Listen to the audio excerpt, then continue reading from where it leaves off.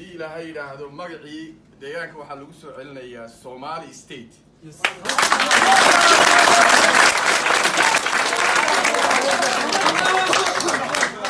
qodobka labaad ee madaxweynuhu codsaday waxaa weeyaan laga bilaabo maanta magacii deegaanka Soomaalida ayaa lagu soo celinayaa dawladda deegaanka markii ugu horeysay la ansixiyay baarlamaankeena ugu horeeyay waa Somali region ikaadiya qodobka labaad ee bishaarada ee madaxweynuhu uu rabo inuu idin sheego maanta waxa weeyaan calankeeni originalka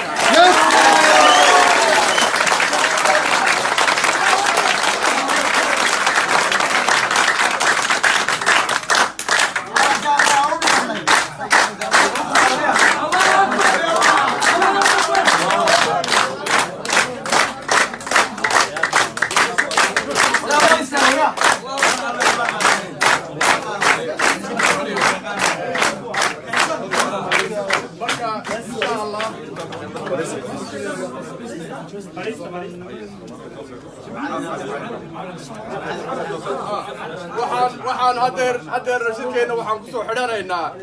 heestii caanka ahayd ee Soomaali oo dhan ay lahayd ee Soomaaliya toosay hadduu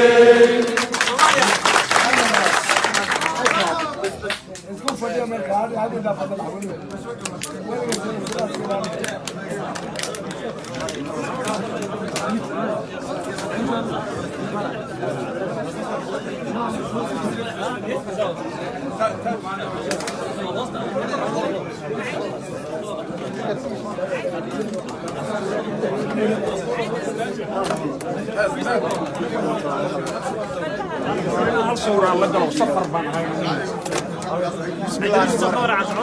والله شعورتي دوما دركتا لaba bishaaro ay madaxweynuhu soo jeediyay oo ah in calankii hore deegaanka Soomaalnimadu ku muuqatay la soo celin doono oo ah calankii baarlamaanka ugu horeeyay deegaanka asixiyo sidoo kale in laga reebay Soomaalida Itoobiya iyo in la jaray uu noqon doono deegaanka Soomaalida amba Somali State aad baad u mahadsantihiin assalaamu alaykum wa rahmatullahi wa barakatuh